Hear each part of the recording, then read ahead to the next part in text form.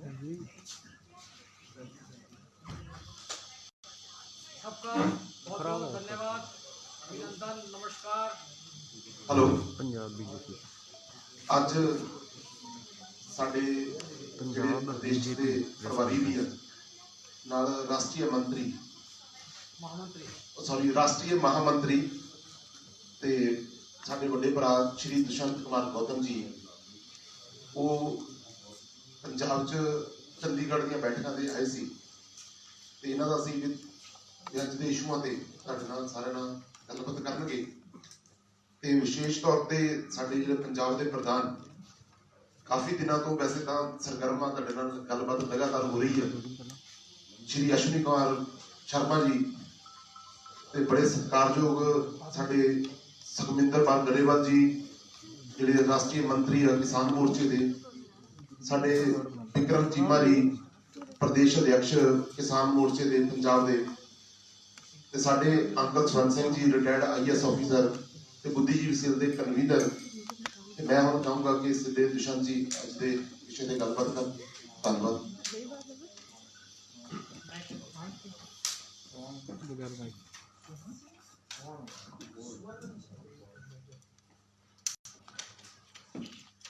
सभी पत्रकार बंधुओं का बहुत अभिनंदन है, नमस्कार। हमारे मध्य में पंजाब प्रदेश के अध्यक्ष भाई अश्विनी जी, हमारे भारतीय जनता पार्टी के सभी वरिष्ठ नेतागण जो मंच पर बैठे हुए हैं, सामाजिक कार्यकर्ता, सभी बहनों भाई, आज हम आपके बीच में इसलिए रूबरू हुए हैं कि हम सबसे पहले उन किसानों का धन्यवाद करना चाहते हैं जिन्होंने सरकार की दो मांगों को जो उन्होंने मांगे रखी हैं, दो मांगे सरकार ने मान ली हैं। बहुत अच्छे वातावरण में वो बैठक हुई है। दोनों पक्ष ने राष्ट्र हित, किसान हित को देखते हुए बातें की हैं। साथ साथ सरकार का भी बहुत बहुत धन्यवाद करते हैं जिस प्रकार से लगातार 5-7 बैठकें हुई और जो सरकार का रवैया किसानों के प्रति एक मित्रता, दोस्ता, बंधुत्व का रहा है और किसानों को हमेशा हमने अपना अन्नदाता माना है। देश के ऐसे समस्त समर्पित किसान जिन्होंने देश के निर्माण में हमेशा त्याग समर्पण किया है, उन सबका कल की ये बैठक में बहुत अच्छा विषय रखा और जो मांगे मानी गई हैं और आगे जो है वो 4 तारीख को बैठेंगे और सभी में कुछ न कुछ हल निकलेगा। इस कल की बैठक के बाद में एक चेहरा जो हमारे सामने बार बार जो हमसे हमारी आपस में बात नहीं करने दे रहा था, जो खून खराबा चाहता था, जो दंगा चाहता था, जो लोग सरकार से बाहर आने के बाद में लगातार सरकार में आने के अनेक रास्ते ढूंढ रहे थे और उनको लगता है कि जब सभी जनता, समाज और देश और किसान, जो कि एक चैनल के माध्यम से भी सर्वे हुआ, उसके हिसाब से ही मालूम पड़ा कि पंजाब में 78% लोग ओपन मार्केट में सामान बेचना चाहते हैं, अपने अनाज को बेचना चाहते हैं, अन्य प्रदेशों में भी बेचना चाहते हैं और इस बिल का समर्थन में थे। 3-4 सर्वे हुए, तीनों के चारों सर्वे के अंदर देश के प्रधानमंत्री नरेंद्र मोदी जी के प्रति जो उनका विश्वास उजागर हुआ वो अकल्पनीय था। लेकिन कुछ लोगों को मौत पे राजनीति करने की आदत बन गई। जब उन्होंने देखा कि किसान भी हाथ से निकल रहे हैं, मोदी जी के पक्ष में जा रहे हैं, तो उनकी तरफ से एक बहुत बड़ी देश विरोधी शुरुआत की गई जिसमें हमारे कार्यकर्ताओं को मारा गया, सर फाड़ दिए गए और कार्यकर्ता ही नहीं, 25 दिसंबर को जब हम अटल बिहारी वाजपेयी जी का जन्मदिन मना रहे थे, देश के समस्त किसान उस दिन हमारी खुशी में खुश थे क्योंकि अटल जी ने एक बहुत बड़ी सौगात उनको दी थी, किसान क्रेडिट कार्ड। किसान क्रेडिट कार्ड से पहले लोग उनको पैसा दिया करते थे, महाजन को पैसा दिया करते थे। जब पैसा नहीं मिलता था तो उनकी भूमि को हड़प लिया करते थे, उनके जानवरों को खोल के ले जाया करते थे, उनको जेल में डाल दिया करते थे और कहीं ना कहीं उनको आत्महत्या करने तक के लिए मजबूर कर दिया करते थे। लेकिन अटल जी ने किसान क्रेडिट कार्ड के माध्यम से जो 15-10% इंटरेस्ट लिया करते थे, हमने अन्य अपने प्रांतों के अंदर जैसे मध्य प्रदेश से 0 इंटरेस्ट पे हमने उनको लोन दिया, कहीं 2% था, कहीं 3% था। साथ साथ अटल जी ने जो किसान सड़क योजना बनाई थी, जिसके कारण किसान अपने खेती को, अपनी उपज को शहर में जाकर बेच सकता है, रोजगार करने के लिए कहीं भी जाए, बच्चों के साथ में सो सकता है। इसलिए उनका अटल जी के प्रति समस्त देश के किसानों का एक अच्छा प्यार और स्नेह था उनका जन्मदिन मनाने के लिए। और साथ साथ देश के वर्तमान प्रधानमंत्री नरेंद्र मोदी जी ने जो अब तक किसानों को सौगात दी, किसानों को पहले यूरिया खरीदने के लिए, यूरिया लेने के लिए सरकार के यहाँ दर पे भीख मांगनी पड़ती थी, लाठियां खाया करते थे, यूरिया नहीं मिलता था। और राजीव गांधी जी के जो तथ्य था कि मैं 100 रुपए भेजता हूँ, 15 रुपए ही नीचे पहुंचते हैं, 85 रुपए कांग्रेस के सब दलाल लोग खा जाते हैं। लेकिन उन दलाली से बचाकर देश के प्रधानमंत्री नरेंद्र मोदी जी ने नीम कोटेड यूरिया लाकर जो यूरिया मिलों में चला जाया करता, ब्लैक मेल हो जाता था, आज किसानों को मिलता है, जितना चाहे उतना ले लें।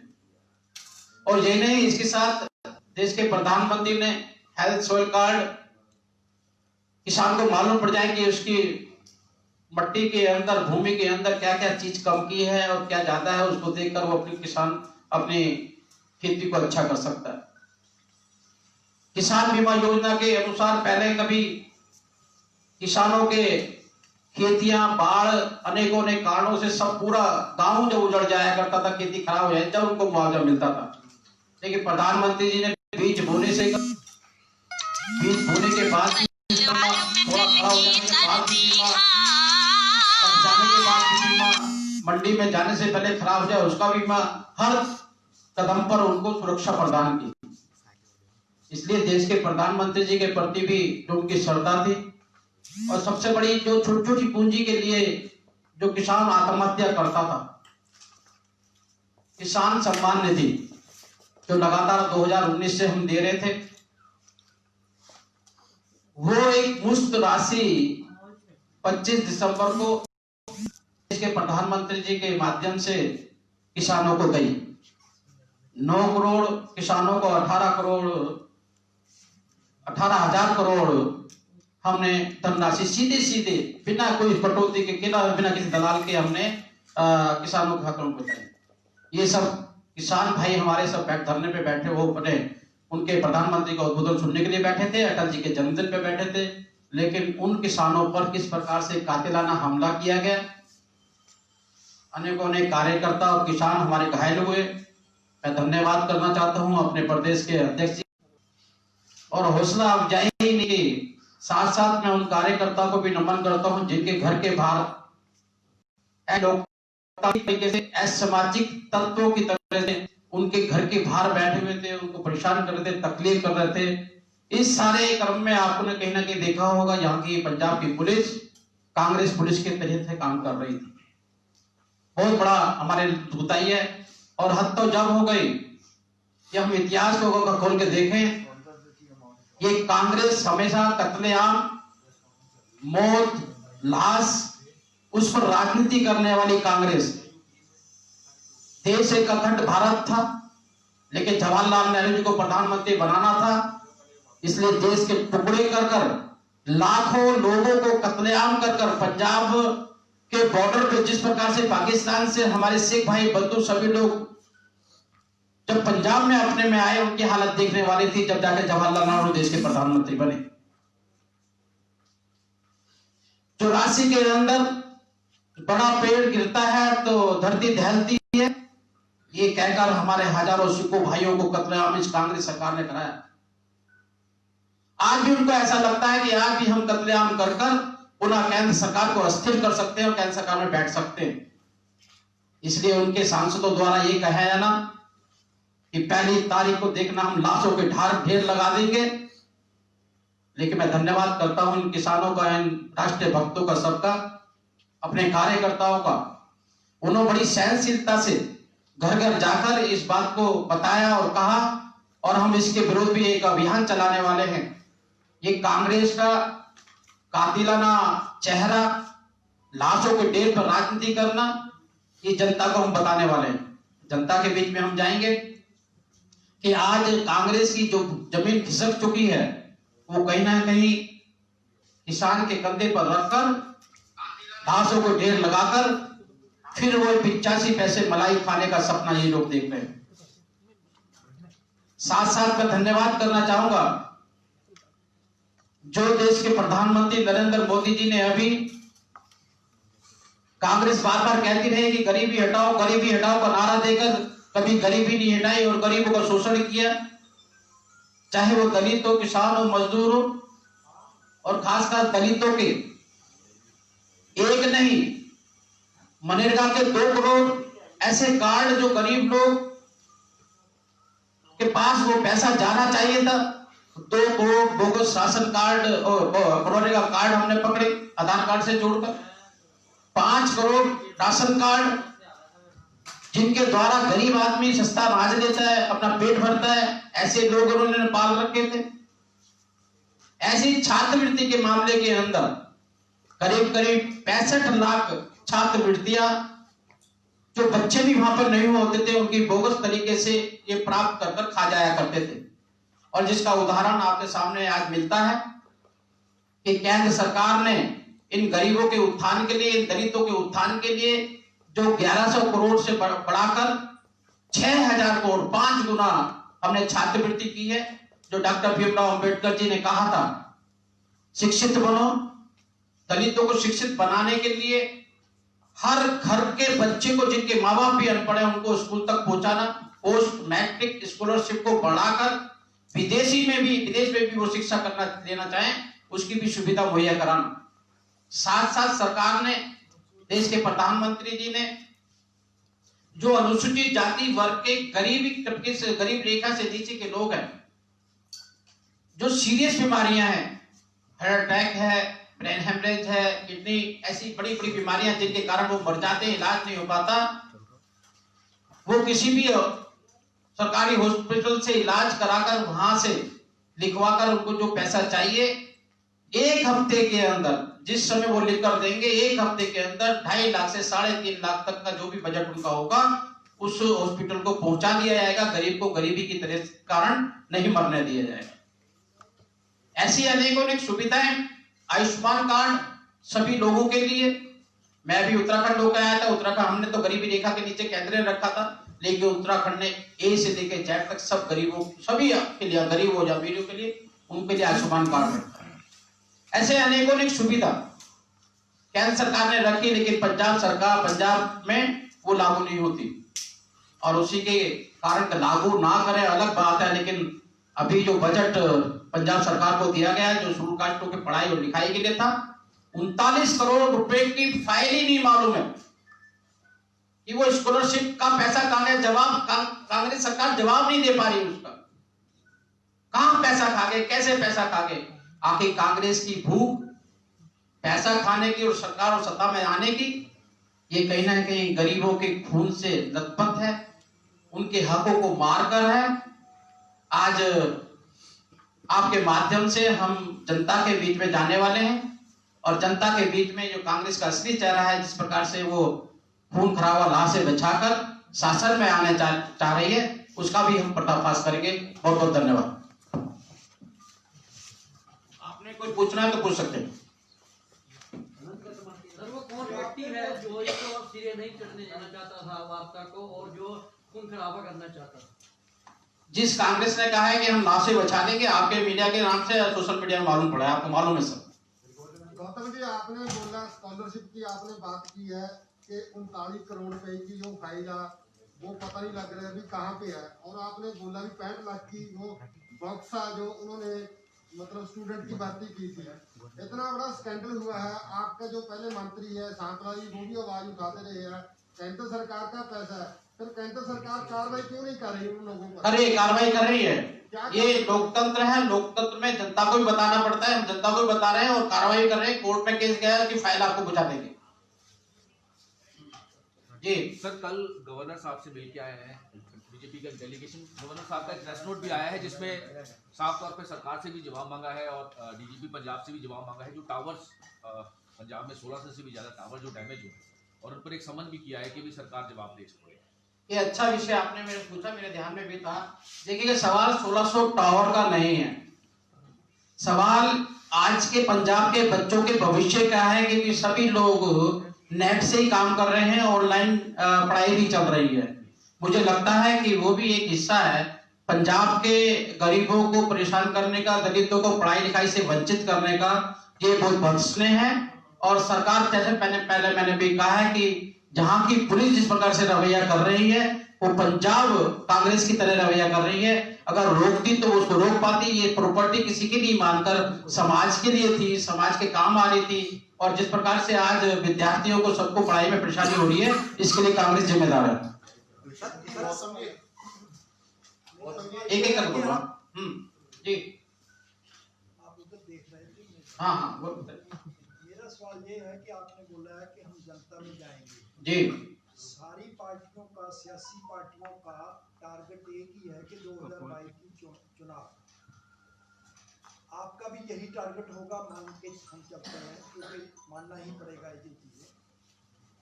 आप ये बताइए कि इस 4 कोने मुकाबले में जो बन रहा है अब सिस्टम, अकाली, कांग्रेस, बीजेपी और आम आदमी पार्टी, हो सकता है 5वां भी निकल आए, क्योंकि किसानों का वहाँ जमघट बना हुआ है, वो भी सोच रहे हैं कोई नई पार्टी लॉन्च करें। सवाल मेरा ये है कि जो अकाली दल आपको छोड़ करके अलग हो गया, क्या 5 कोने मुकाबले में या 4 कोने मुकाबले में अगर आपकी सीटें कम या ज्यादा आती है, उनकी जरूरत पड़ती है, क्या अकाली दल के साथ पोस्ट पोल अलायंस का कोई गुंजाइश है? मुझे लगता है हमारे से ज्यादा राजनीतिक आप लोग हो ना। देखिएगा, भारतीय जनता पार्टी कोई एमपी, एमएलए, चीफ मिनिस्टर बनने के लिए आई है। पहले भी हम 23 सीट लड़ते थे, लेकिन 117 मंडलों पे हमारा संगठन काम कर रहा था। नंबर 1, हम केरल में नहीं आते, हम तमिलनाडु में नहीं आते, वहां भी हमारा संगठन काम करता है। हम एक सामाजिक संगठन के लिए, देश को मजबूत करने के लिए काम करते हैं। 1 साल बेमिसाल हर साल का हमने रिपोर्ट कार्ड जनता को दिया है। हम रिपोर्ट कार्ड देने जा रहे हैं, हमको चुनाव दृष्टि से नहीं है। चुनाव हमारे लिए एक माध्यम हो सकता है जनता की सेवा का, लेकिन जनता की सेवा, उनको दुखों को दूर करना बड़ा पहला है।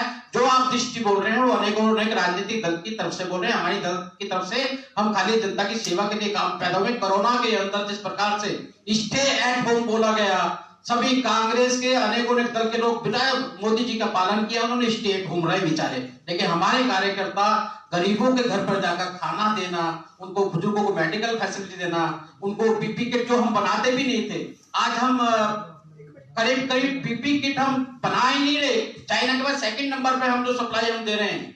आज की तारीख में हमने कोरोना को किसने पराजित किया है? ये हमने इसलिए नहीं किया कि हम इलेक्शन में जाना है, इसलिए क्या है, ये देश के नागरिक हैं, ये हमारे भाई हैं, बंधु हैं, मित्र हैं, और ये मजबूत होंगे तो देश मजबूत होगा। क्या समझे कि बीजेपी इलेक्शन में नहीं जा रही? एक मिनट सर, मैंने, आपने मेरा शब्द अपने हिसाब से पकड़ा है। मैंने कहा राजनीतिक हमारे माध्यम है सेवा का, और राजनीतिक हमारे एक चुनौती भी है और अवसर भी है।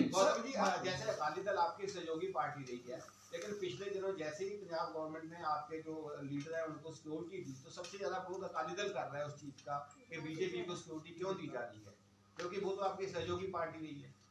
देखिए, वो इसलिए विरोध कर रहा है कि जनता की सेवा के लिए हम जा रहे हैं, और जनता के अंदर जिस प्रकार से हम पर आक्रमण किया गया, ये लोकतांत्रिक तरीका है कि उनको सिक्योरिटी देनी चाहिए और भी ज्यादा देनी चाहिए। आपके सहयोगी पार्टी को विरोध कर रहे हैं, आप कांग्रेस को भी जिम्मेदार ठहरा रहे हो, अकाली दल भी तो आपका विरोध कर रहा है। हाँ, तो करें ना, हम तो कहें और विरोध करें हमारा, हम तो मना कर रहे हैं उनको। विरोधी की मानसिकता तो विरोधी रहेगी, हमें कोई पता होना। हम किसी से विरोध से नहीं डरते। सबसे ज्यादा पत्थर गालियां पड़ते नरेंद्र मोदी को पड़ती हैं, और हम उनको फूल समझ के आगे बढ़ते हैं। अकाली दल कृषि बिलों को लेकर भी कह रहा है कि ये गलत कानून बना हुआ है। अब मई के अंदर जो उनके केंद्रीय मंत्री उनकी स्टेटमेंट भी पढ़ो, वो राजनीतिक प्रेरित है। पहले उन्होंने उसका समर्थन किया है। Amarinder Singh already content farming करते रहे, अडानी अंबानी के साथ में बैठ के बात करते रहे हैं। वो जो खुद कह रहे हैं कि मैं राजनीति के कारण इसको नहीं भी मानूंगा, तो विषय नहीं, विषय राजनीति के साथ। दुष्यंत जी, अकाली दल भी लॉ एंड ऑर्डर को लेकर पंजाब पुलिस पर सवालिया निशान कर रहा है, जैसे कि बीजेपी भी कह रही है कि किस तरह से डीजीपी पुलिस जो है उन्होंने कोई सेटिस्फेक्शन नहीं दिया। वैसे पर भी हमले को लेकर वो कह रहे हैं कि पंजाब में लॉ एंड ऑर्डर जो है वो खराब हुआ। जी जी, तो किस तरह से देखते हैं? नहीं, सवाल अकाली दल, अब मेरे को मार पड़ेगी, मैं एफआईआर को, इनको पड़ेगी एफआईआर, हम परेशान हो रहे हैं, तकलीफ में, हम अपनी बात कर रहे हैं। अकाली दल है तो अपनी बात है, इसका मतलब लॉ एंड ऑर्डर ठीक नहीं है, नेचुरल है। मैंने पहले ही कहा है कि कांग्रेस के ये पुलिस जो है, कांग्रेस पुलिस की तरह काम कर रही है। गौतम जी, मेरा एक क्वेश्चन है जी। 2 महीने किसान पंजाब में धरने में बैठा रहा, 1 महीना हो गया दिल्ली बैठा हुआ है, आपके बीजेपी नेताओं के घर पर बैठा हुआ है। क्या आप इनको किसान मानते हो या नहीं मानते? मेरा क्वेश्चन ये है, ये किसान है या कोई और लोग है? किसानी तो जब तो बात कर रहे हैं, आर्ट सीटिंग हमने की है, उन्होंने नहीं की भाई। नहीं, आपकी जो पार्टी है, आपके जो प्रदेशाध्यक्ष हैं, वो कह रहे थे कि ये किसान नहीं है, ये दूसरी पार्टी द्वारा भेजे गए कार्यकर्ता है जो। हाँ, है ना, किसानों के कंधे पर बंदूक चलाने का काम कर रहे हैं, जिनका जनाधार नहीं है, 2 आदमी इकट्ठा नहीं कर सकते, जनता के लाभ किए कामों को निकलवा सकते, उनके कंधे पे बंदूक रख रहे हैं। गौतम जी, यही बात आरपी सिंह जी ने ट्वीट करके कही है कि जो लोग सिंघू बॉर्डर पे बैठे हैं वो किसानों की आड़ में कुछ और एजेंडा लेके बैठे हैं। वो कह रहे हैं कि दिल्ली से जो जम्मू कश्मीर तक फौजियों की सप्लाई जाती है उसको भी रोका जा रहा है, उनके साथ वो लाल सलाम की बात कर रहे हैं। लाल सलाम देखिएगा, ये पर्सन चिन्ह आप खुद ही हमें बताते हैं कि वहां पर किस प्रकार से भारत माता की जय नहीं बोलेंगे, वंदे मातरम नहीं बोलेंगे, ये विषय वहां पर आते हैं। आप खुद एक पत्रकार से पहले देश के नागरिक हैं और भारत को पहले अच्छा जानते हो कि देश बचेगा तो हम बचेंगे। आप ही से मालूम पड़ रहा है वहां पर किस प्रकार से आंदोलन चल रहा है, और बहुत से लोग तो इतने मस्त हैं, वो कहते हैं आंदोलन हट जाए, मुझे ऐसी मस्ती मिलती रहनी चाहिए। दुष्यंत जी, आपने अपनी प्रेस कॉन्फ्रेंस की शुरुआत इससे की कि कांग्रेस ने इस सारे मोमेंटम को बैक किया और वो आपकी सरकार को डिस्टर्ब करना चाहते हैं। साथ में ये भी है कि कहते हैं, आज आपकी प्रेस कॉन्फ्रेंस की शुरुआती में आपने कहा कि 2 विषयों पर हमारी सहमति बन गई। सर, ये 3 महीने बाद ये सहमति बनी है। मेरा केवल सवाल ये है, क्या भाजपा इस चीज को, जो आज उन्होंने किसानों की बात को मान ली, पहले चरण में उन्होंने पूरा डिनाई किया, क्या आज भाजपा के कहते हैं मतलब वो अवसर हो चुकी थी? क्योंकि पहले स्टेज पे ही क्या कहते हैं वो यही डिमांड कर रहे थे। आज 3 महीने बाद जब भाजपा पूरी तरीके से गिरी हुई है, तब वो उनकी बात को, भाजपा कहीं नहीं घिरी हुई, किसी से नहीं घिरी हुई। भाजपा हमेशा देश के पक्ष में काम करती है, और जहां तक मांग मांगने की है, मांग हम पहले भी मांगते रहे, बाद में मांगते रहे। अब असली किसानों को लगा कि अब कुछ लोग ऐसे आ गए हैं, अब हमें आगे बढ़कर कुछ ना कुछ देश के बारे में सोचना चाहिए, तो इसलिए पॉजिटिवली चलना शुरू हुए। आपको भी स्वागत करना चाहिए इसका। और सर, दूसरा ये है कि भाजपा की तरफ से भी, मतलब आपके महासचिव ने भी ये कहा था कि शहरी नक्सलवाद को लेकर के किसानों को शहरी नक्सल, मतलब कांग्रेस के ऊपर आरोप लगाया कि शहरी नक्सलवाद को बढ़ावा देते हैं। आज राजनाथ सिंह का बयान आया है कि किसानों को नक्सलवाद नहीं, नक्सली नहीं कहना चाहिए, खालिस्तानी नहीं कहना चाहिए। अब आपका क्या कहना है? हम कहाँ कह रहे हैं खालिस्तानी, कहाँ कह रहे हैं नक्सलवाद? के महासचिव ने कहा है। नहीं, आप विषय को गोलमेल मत कीजिएगा। आप जो वहां पर बैठकर जो लोग ये कहें कि जो बिल पास हुआ है, और बिल खुद पास करें, केजरीवाल ने अपनी विधानसभा में बिल पास किया, बाहर आके फाड़ दिया। जो बिल पास कर अमरिंदर सिंह पहले मानते रहे, बादल पहले मानते रहे, और बाद में उसके विरोध में जाते हैं, तो कहीं ना कहीं उनकी महत्वाकांक्षा और सोच और विचार अलग चले गए। और जब तक ये बात है कि हम ये बिल लेकर आ रहे हैं, हम मानने के लिए तैयार है, जब आप कहेंगे हम 3 बिल को मानेंगे ही नहीं, बिल्कुल इसको हटाकर बात करो, तो कहीं ना कहीं ये लोकतंत्र का तरीका नहीं है। संवाद चाहिए, संवाद के बीच में रास्ता निकलना चाहिए। तुम्हें क्या पसंद है, मुझे क्या पसंद है, उसके बीच का रास्ता निकलना चाहिए। जब आप अड़ियल में आते हैं, तब जब बाद में ये भाषा समझ में आती है। धन्यवाद, थैंक यू। सर एक क्वेश्चन कि पंजाब में जिस तरह से ये टावरों को नुकसान हुआ है, उससे आने वाले दिनों में जो बड़े व्यापारी हैं वो इसको लेके कोई आ सकेगा कि जिस तरह का नुकसान पंजाब में पहुंचाया गया?